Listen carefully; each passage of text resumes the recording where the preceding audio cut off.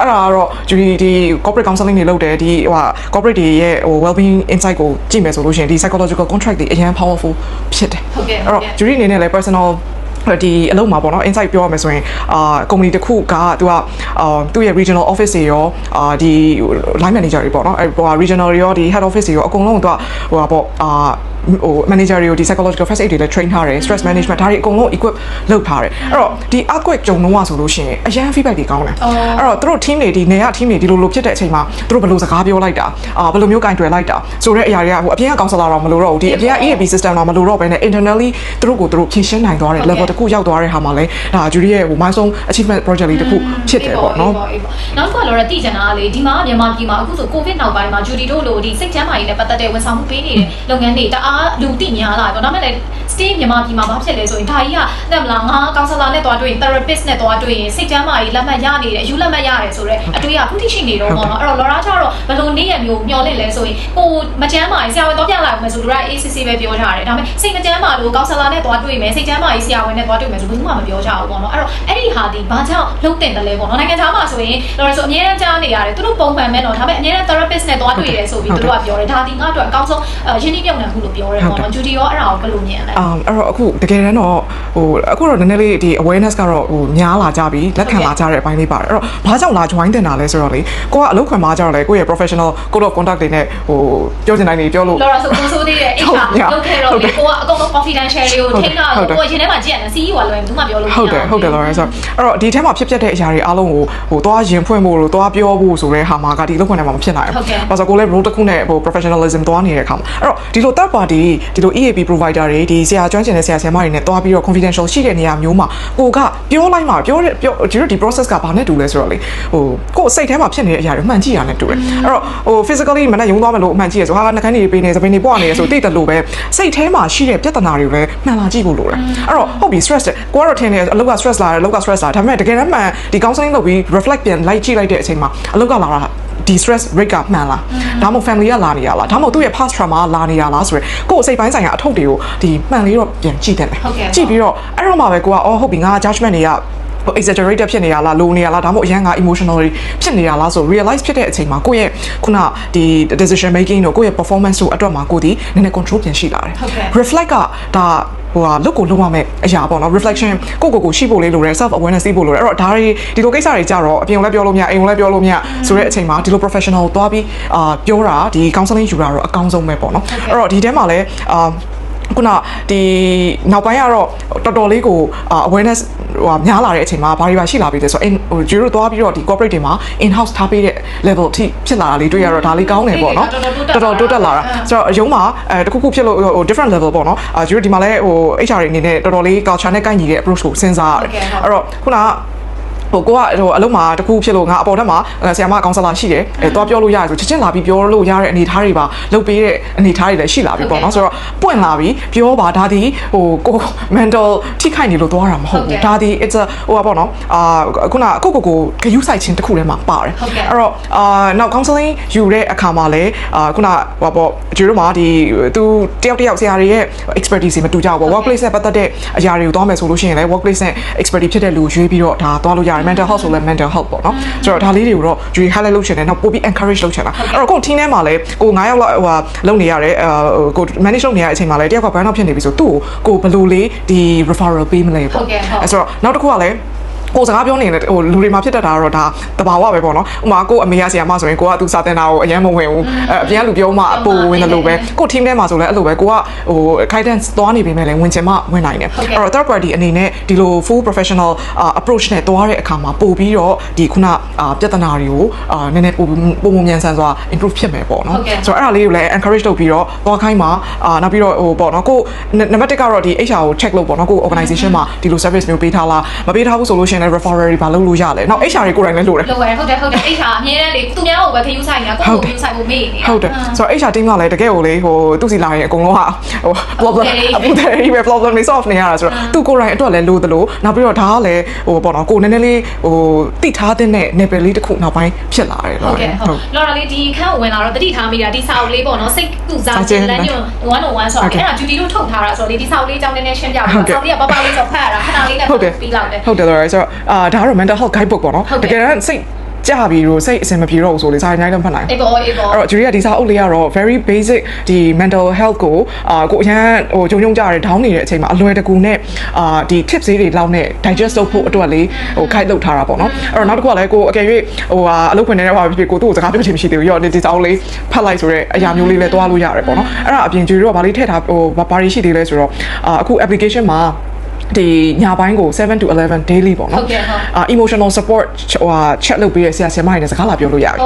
်ဆိုတော့အဲ့ဒါဟိုအခမဲ့ပဲ free ဆိုတော့ application ပေါ်မှာညပိုင်းဘာလို့ဆိုတော့တနေ့ကိုမှဟို issue တွေတော့ရှိလာမှာပဲလေရှိလာဆိုတဲ့ဟာမှာကိုစိတ်အမိုက်ပစ်ဖို့အတွက်ဒီလုံခြုံတဲ့နေရာလေးတစ်ခုမှာမှန်ကန်စွာလေးစိတ်ထွက်ပေါက်လေးလုပ်စေခြင်းနဲ့ဟိုပေါ့နော် chat function လေး create လုပ်ပေးထားတယ်ဆိုတော့အဲ့ဒါ application down ပြီးတော့ညဆို chat လို့ရတယ်ဟုတ်ကဲ့အဲ့ဒီ application နာမည်လေးလည်းတစ်ချက်လောက်ပြော download လည်း download လုပ်ပြီးစမ်းကြည့်ရအောင်ဟုတ်ကဲ့အဲ့တော့ honest hour က honest hour မှာ download လုပ်လို့ရတယ်ပေါ့နော်ဟိုနာမည်လေးကလည်း honest hour ပါပဲနောက်ပြီးတော့ဂျီရိုဒီ application Apple ရော Android ရောမှာdownload လုပ်လို့ရတယ်အကယ်၍ဟိုပါပေါ့နော်ဟိုတခြား Mi phone တို့ဘာလို့ဆိုလို့ရှိရင်လည်းဒီ honest hour page မှာအောက်လေးမှာ QR code လေးတွေရှိတယ်ပေါ့နော်ဆိုတော့အဲ့ဒါလေးကနေလည်း download လုပ်ရတယ်အပေါ်မှာလည်းအခုနောက်ပိုင်းမှာဂျီရိုဒီ booking app ဟို app အနေနဲ့လည်းရှိတယ်ဆိုတော့ကိုကအခုဒီ mental နဲ့ပတ်သက်တဲ့ဆွေးနွေးခြင်းတဲ့ຢာကို psychotherapist ပဲဖြစ်ဖြစ်နောက် psychologist ပဲဖြစ်ဖြစ် psychiatrist ပဲရွေးလို့ရတယ်အခု honest hour မှာဒီ mental health professionals ပေါင်းဂျီရိုအယောက်30နီးပါးရှိနေပြီဟိုအများကြီးပဲအဲ့ဒါဂျူဒီကုနာပြောသလိုမျိုးသူတို့ရဲ့ကျွမ်းကျင်တဲ့အပိုင်းပေါ်မှာဥပမာ trauma ဆို trauma workplace ဆို workplace ဟုတ်တယ်ဆိုတော့ကိုနဲ့ကိုညီမှုရှိမဲ့ဟိုဆရာမပေါ့နော်တချို့ကျတော့လည်း background တွေကြည့်တယ်တချို့ကျတော့လည်းခုနဟိုပေါ့နော်ဘယ်သူကပို approachable ဖြစ်လဲဆိုတော့ဒီဟို look လေးတွေကြည့်တာရှိတယ်နောက်ဒီ expertise တွေကြည့်တာရှိတယ်ဆိုတော့အများကြီးရွေးချယ်ကြရရှိတော့ကိုနဲ့အဆင်ပြေမဲ့ဟာလေးကိုအလွယ်တကူဘယ်သူမှလည်းသိကြမလို့ဒီတော်တော်များများဆိုရင်အဲ့ဒါ confidential ဘာလို့ Facebook account နဲ့လာပြောရမယ်ဆိုရင်တော့ငါ account ကြီးတည်သွားလားဆိုတော့အထူးသဖြင့်တော့လုပ်ငန်းခွင်ထဲမှာရာထူးပိုကြီးတဲ့သူတွေကပိုကြောက်ကြတယ်ဟုတ်တယ်အဲ့ဆိုဟိုပေါ့ corporate တွေအတွက်ကိုလည်းဂျူရီကအဲ့ဒီ sorry application ကရောလာပြီးတော့ဆက်သွယ်မယ်ဆိုရင်သူတို့ဘာလို့ information မျိုးတွေပေးရလဲဟောပေါ့နော် just ခုန Apple account နဲ့လည်းဝင်လို့ရတယ် Google account နဲ့လည်းဝင်လို့ရတယ်အဲ့ဒီဟာတွေကလည်းဂျူရီစီမရောက်ဘူးဟိုပေါ့ခုနဟို anonymous ဟို account လေးနဲ့ပဲဝင်သွားတယ်ဆိုတော့နောက်တစ်ခုကလည်းဒီလိုမျိုးလောက်ရခြင်းရည်ရွယ်ချက်က corporate တွေအတွက် EAP ကိုကျတို့ဒီglobal standard နဲ့ပေးနိုင်တဲ့ level တစ်ခုရှိပြီပေါ့နော်ဆိုတော့ဥမာ Laura company မှာအယောက်100ရှိရဆိုရင်အဲ့ဒီအယောက်ဝန်ထမ်းအယောက်100လုံးကကိုယ်ပိုင် well-being account လေးရမယ်ကိုယ်ပိုင် well-being account ရပြီးတော့သူတို့ဒီဟိုဒါ work email domain နဲ့သုံးတယ်သုံးပြီးတော့ကိုခုန mental well-being ဆိုလို့ရှိရင်လည်းသူတို့အနေနဲ့ခုနဆရာမတွေရွေးပြီး book လုပ်လို့ရတယ်ဒါကိုဒါ company ကနေ support လုပ်ပေးတယ်ဒါ PSU ကိုပုံစံမျိုးလေးနဲ့လုပ်ပေးတယ်ပေါ့နော်အဲ့ဆို HR တွေတော့လည်း budget ကိုသူတို့ထိလို့ရတာပေါ့နော်ဟုတ်တယ်ပြီးရင်လည်းခုနဒီ well-being tips တွေကိုလည်းကျတို့ကဟိုပေါ့ note လေးတွေနဲ့ပေးတယ်ပေါ့နော်ဆိုတော့နောက်ပြီးတော့အဲ့ထဲမှာနောက်ပိုင်းလေးတွေလည်းဒီresource လေးတွေထည့်ပေးထားတယ် resource ကဒီ YouTube မှာself healing လုပ်တဲ့ technique လေးတွေတို့ဒီ podcast လေးတွေတို့အဲ့ဒါတွေလည်းဒီ platform တွေကနေပြီးတော့ access လုပ်လို့ရတယ်ဟုတ်ကဲ့ဆိုတော့ကိုကခါတိုင်းဆိုရင်တော့အရင် trend ကတော့ဟို counseling လုပ်ခြင်း HR ကိုဆက် HR နဲ့ပြန်ပြီးတော့တော်တော်လည်းဒါ Judy နဲ့ production မှာတော့လုပ်ခဲ့ဘူးတယ်ပေါ့နော်ဒါပေမဲ့တော်တော်များများမလုပ်ကြဘူးHR ပြန်သိမလားဆိုအခု application နဲ့ဆိုပြီးရောလေဟိုကိုကဟွာဖြစ်เสียမလို့ information တွေပေးเสียမလို့ဒီ EAP လုပ်တဲ့အချိန်မှာ employee assistance program ပေါ့နော်လုပ်တဲ့အချိန်မှာလည်းဒီသဘောတရားဒီခုနကဟိုပေါ့ကျတို့ကတပ်ပါဒီ employee နဲ့ဒီ organization ကြားမှာ confidential ရှိသွားတဲ့ nature of service ပေါ့နော်အဲ့တော့ဒီလို counseling session တွေမှာလည်း HR ဝင်ထိုင်ခွင့်မရှိဘူးပြီးရင်ဒီမှာဘာတွေဆွေးနွေးသွားလုံးဝဒီပေါ် report ပြန်တင်ဖို့ဟိုတင်လို့လည်းမရဘူးဒီ confidential အပြည့်နဲ့သွားတဲ့ setting တစ်ခုကိုသွားရတယ်ပေါ့နော်အဲ့တော့နောက်ပိုင်းလည်းဟိုဂုဏ်ယူစရာလေးတစ်ခုကတော့ဝန်သားစရာလေးတစ်ခုကတော့ဒီအရင်တော့ဒါနိုင်ငံသား company တွေမှာပဲဒီ concept တွေရှိတယ်ဟုတ်တယ်အခုတော့ဒီ logo company ကြီးတွေကပါဒါဟိုဒီ approach တွေ well-being app ကိုလောက်ရမယ်ဆိုတဲ့အတိလေးတွေသိလာကြပြီပေါ့နော်ဆိုတော့ကိုကဘယ်လောက် size ပဲဖြစ်နေကို company တွေက small ပဲဖြစ် medium ပဲဖြစ်ကိုလုံနိုင်တဲ့လောက်လေးတော့ဒီ employee well-being ကိုလုပ်လို့ရတယ်။နောက်ပတ်စံရှိမှလောက်ရမှာလားဆိုတော့လည်းမဟုတ်ဘူး။ဒီ concept လေးနားလည်ပြီးတော့နားလည်ပြီးပြီဆိုလို့ရှိရင် design လုပ်လို့ရတယ်။ဟုတ်ကဲ့ဟုတ်အဲ့တော့ Judy ဆိုရင် company လဲထောင်ထားတယ်ကိုက team ကိုလည်း lead လုပ်နေတယ် client တွေကိုလည်းဒါကိုက counseling လုပ်ပေးနေတယ်ဆိုတော့ Judy ရောတနေ့တာမှာပေါ့နော်ကိုယ့်ရဲ့ဒီ well-being နဲ့ပတ်သက်ပြီးတော့ဘယ်လိုဟာလေးတွေလုပ်လေးရှိလဲ Okay Judy ကတော့ဘာကိုယုံကြည်ထားလဲဆိုတော့အပြင်ကဘာကြီး uncertain ဖြစ်နေလေကိုယ့်ရဲ့အတွင်းကဘာလေးက certain ဖြစ်ဖို့လိုလေလို့ယုံကြည်ထားတယ်ဆိုတော့ကိုအထဲမှာခိုင်နေမှကိုပြောတာတွေးတာလုပ်တာကြင်တာကဒါ reflect ဖြစ်တယ်ပေါ့နော်ဖြစ်တယ်ဆိုတဲ့အတွက်ကြောင့်မလို့အရန်ဂရုစိုက်တယ် boundary လည်းအရင်ထားတယ်နောက်တစ်ခုကဟို jury skill set လေးတစ်ခုကိုဗာလေးသွားနေတယ်ဆို psychological flexibility ပေါ့နော်အဲ့ဒါဘာလို့ဆိုလဲစိတ်ပိုင်းဆိုင်ရာပြုတ်လွယ်ပြောင်းလဲနိုင်တဲ့ skill လေးပေါ့နော်အဲ့ဒါကကြတော့ခုန adapt လုပ်နိုင်တဲ့ဟာပေါ့နော်အဲ့တော့အဲ့မှာဟိုသူ့အောက်မှာဗာလေးပါသွားလဲဆိုတော့နံပါတ်1ပြဿနာတက်တဲ့မှာနေနိုင်ခြင်း အဲ့ဒါအရင်ခက်တယ် ဟုတ်တယ် ဒါဆိုဒီ future မှာနေနေအဲ့ဒါပဲနေ ဆိုတော့အဲ့ observe လုပ်နိုင်မှုလို့ဒီပြဿနာတက်တဲ့မှာနေနိုင်ခြင်းတို့ပြီးရင်ခုန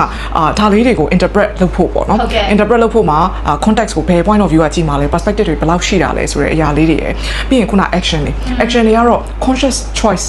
ဖြစ်ဖို့လေလိုအပ်တယ်ပေါ့နော်ကိုယ်တိုင်လည်း conscious ဖြစ်အောင်တော့အတက်နိုင်ဆုံးတော့စူးစမ်းရတယ်ဒါပေမဲ့လူဖြစ်တဲ့အတွက်ကြောင့်မလို့ imperfect တော့ဖြစ်တာပေါ့လို့ရတယ်ဆိုတော့အဓိကကိုအာယုံ၅ပါးမှာလည်းဝင်လာတဲ့ဟာတွေကိုဂျူရီ filter လုပ်ချတယ်အဲ့အာယုံ၅ပါးဝင်လာတဲ့ဟာကိုဘာကိုတိတ်ကင်လုပ်မှာလဲဘာကို leave it လုပ်မှာလဲဆိုတဲ့အရာတော့အရင်ကယူဆိုင်တယ်ဒါဆိုကိုကလည်းအကုန်နားထောင်ရတဲ့ဟာအတွက်အကုန်လုံးတော့ဂျူရီလည်းနားထောင်နားတဲ့အကုန်ဝင်လို့မရဘူးပေါ့နော်ဆိုတော့ကိုဒီအာယုံ၅ပါးကို view ဆိုင်ပြီးတော့ခုနဒီ boundary လေးထားတဲ့ဟာကို seriously အားထုတ်ပြီးတော့သွားရတယ်ပေါ့နော်ပြီးရင်တော့ခုနပြစ္ဆုတ်ပန်တက်တဲ့မှာနေနိုင်အောင်ကြိုးစားတယ်ဟုတ်ကဲ့ကျေးဇူးတင်ပါတယ်အဲ့တော့နောက်ဆုံးအနေနဲ့ပေါ့နော်ဂျူဒီကအခုကြည့်နေတဲ့သူတွေကိုဟိုစာပေါ့နော်ကောင်းမွန်တဲ့လေ့ကျင့်လေးတစ်ခုကို2026မှာပြိုးထောင်ဖို့စိတ်ချမ်းသာဖို့အတွက်ပေါ့နော်ပိုကောင်းမွန်လာအောင်လုပ်ဖို့ဆိုရင်ဘာလေးတစ်ခုလောက်အကြံဉာဏ်ပြုချင်တယ် Okay ဆိုတော့ချီဝေးဒီပတ်စံကုန်တာတွေလည်းမဟုတ်ဘူးအဓိကတော့ကိုတန်ဖိုးထားပြီးကိုချစ်တဲ့စိတ်ကလေးနဲ့ဖြတ်တန်းတဲ့အတွေးခေါ်လေး mindset လေးပေါ့နော်အဲ့တော့ကိုလေးတန်ဖိုးထားပြီးကိုလေးချစ်ပြီးဆိုရင်နောက်ကနေ auto ကိုဂရုစိုက်လာတယ်ဟုတ်ကဲ့ဆိုတော့အဲ့ဒီ mindset လေးတစ်ခုကိုစတင်ပြီးတော့ဒါလုပ်ယူရတယ်ပေါ့နော်ကိုအဲ့တော့ဟိုရွေးချယ်မှုတွေ ABCD ရွေးချယ်မှုတွေကြုံတွေ့လာတယ်ဆိုတဲ့အခါမှာကိုဘာလိုအပ်တာလဲကိုတကယ်လိုအပ်တာလားဆိုတော့အဲ့ choice တွေမှာ conscious choice တွေတော့ပေါ့နော် decision making လေးတွေဖြစ်ဖို့လေလိုအပ်တယ်လို့အဲ့တော့ base ကတော့ကိုတန်ဖိုးထားပါကိုချစ်ပါဆိုတဲ့နေရာကနေကျိုးစကြအောင်အဲ့တော့ဒီနေ့ဒီစိတ်ချမ်းသာရေးနဲ့ပတ်သက်ပြီးတော့အများကြီးပဲမျှဝေပေးသွားတဲ့အတွက်ဂျူဒီကိုကျေးဇူးအများကြီးတင်ပါတယ်ဒီလည်းကျေးဇူးအများကြီးတင်ပါတယ်ဒီလိုမျှဝေပေးခွင့်ရတာပေါ့နော်အဲ့တော့ကိုကအလုံးလုံးနေတဲ့ working adult ဆိုလို့ရှိရင်လည်းကိုရဲ့ well being ကို invest လုပ်ပါဒါဒီခုနပေါ့နော်ပတ်စံကုန်မှာ invest လုပ်တာမဟုတ်ဘူးကို mindset ကနေစပြီးတော့လုပ်မဲ့ကင်မဲ့ဒီအတွေးခေါ်လေးတွေ action လေးတွေကကိုစတင်ပြီးတော့လုပ်လို့ရပါတယ်ဟုတ်ကဲ့ဟုတ်အဲ့တော့လေခုနဂျူဒီပြောသွားတဲ့ resource တွေပေါ့နော်ဒီစိတ်ချမ်းသာရေးနဲ့ပတ်သက်တဲ့ဟာတွေဆိုရင်ဂျူဒီတို့ရဲ့ဒီလိုမျိုး online social platform ဘယ်နေရာတွေမှာလာကြည့်လို့ရလဲအဲ့တော့ number 1ကတော့အကယ်၍ဒီ mental health professional တွေနဲ့ booking ယူခြင်းနဲ့ဆိုလို့ရှိရင် application ကနေ download လုပ်လို့ရတယ်နောက်ပြီးတော့ကျွန်တော်တို့ဒီ YouTube တွေ TikTok တွေမှာလည်းဒါအမြဲတမ်းဒီ podcast တွေလုပ်ပေးတယ်ပေါ့နော်အဲ့ podcast တွေလည်း follow လုပ်ထားလို့ရတယ်နောက်ညဘက်ကိုလည်းခုနကိုကည9နာရီကနေ17နာရီအတွင်းကိုအခမဲ့ဒီမှာဆရာမတွေနဲ့ emotional support chat လေးလာယူလို့ရမယ်ပေါ့နော်ဆိုတော့ကိုဒါတွေမလုပ်ချင်ဘူးဒါတွေလုပ်ရတာကိုအရန်စိတ်ညစ်တယ်နောက် connection လည်းမကောင်းဘူးဆိုရင်တော့ဖုန်းလေးတစ်ချက်သားဆက်လိုက်ပါဖုန်းလေးတစ်ချက်သားဆက်လိုက်ပါကိုတွေကဒီခုနကိုဒီ well being journey အတွက်ကိုအားလုံးနဲ့အတူရှိပေးဖို့ ready ဖြစ်ပါတယ်လို့ကျေးဇူးများတင်ပါတယ်အဲ့တော့ဒီမှာဒီပြောထားတဲ့ဟာလေးတွေကိုလည်း social media platform မျိုးစုံမှာရှာဖွေကြည့်ပြီးတော့ကိုယ့်ရဲ့စိတ်ကျန်းမာရေးအတွက်အကောင်းဆုံးစောင့်ရှောက်လှုပ်ဆောင်နိုင်ပါစေလို့ဒီကနေပြီးတော့တိုက်တွန်းလိုက်ပါတယ်